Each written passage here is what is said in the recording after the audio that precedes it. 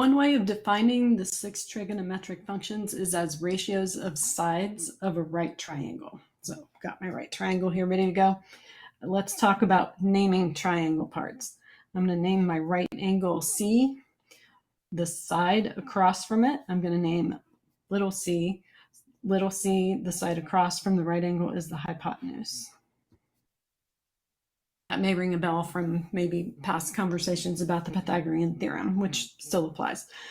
The other two angles I'm going to call A and B. Really, there's nothing magic about A, B, and C. You can call them whatever you want. I'm going to go with A, B, and C. Here is the important part, though. The side across from angle A, I'm going to name the same letter lowercase, so that's side little a. The side across from angle B is little b. So anatomy of a right triangle, there's all its parts. Like we said, C is the hypotenuse. C is the hypotenuse no matter what. The other two sides are going to change roles depending on what angle we're interested in. So I'm going to start out being interested in angle A here. For angle A, side little a, we're going to call opposite because it's across from it. I have to go through the triangle to get there. So for angle A, this is the opposite side.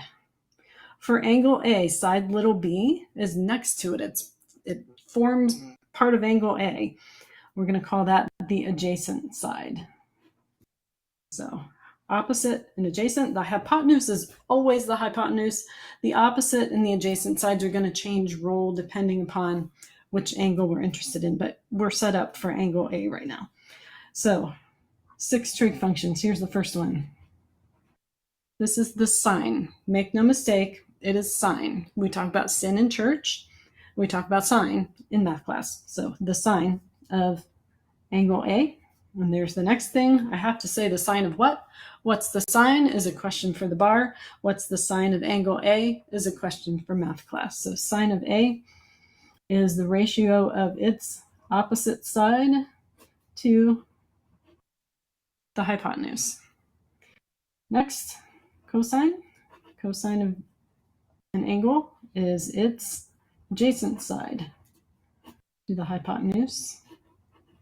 And the tangent is the opposite side over the adjacent side. The other three are the reciprocals of the first three. Flip them over. The reciprocal of the sine is the cosecant. Cosecant of angle A, it really is just flip it over. So it's hypotenuse over opposite.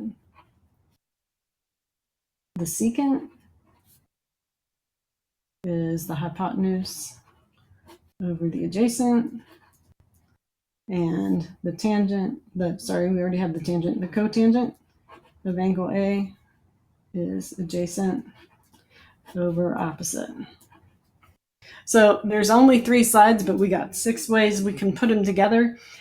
Just a little memory device if it's helpful. So you remember which ones go with what. If I look at just the first letter, I can make, it's not really a word, but it's something that you can say. So I got S-O-H from the sine, C-A-H from the cosine, and from the tangent, SOHCAHTOA. It's not a word, but we can say it. And in there we have sine is opposite over hypotenuse. Cosine is adjacent over hypotenuse. Tangent is opposite over adjacent. So if that helps you, hang on to that. I don't have a cute way to remember the other 3. Just remember they're reciprocals of the first 3.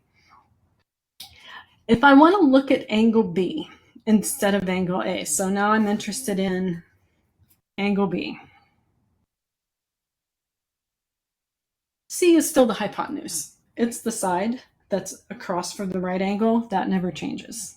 So if I change to look, I'm just changing perspectives here to be interested in angle B instead of angle A. The other 2 sides, if I'm interested in angle B, have now changed roles. The side that's opposite angle B is side little b. And the side adjacent to angle B is side A. So the opposite and the adjacent sides change role depending on which angle we're interested in. The hypotenuse is always the hypotenuse.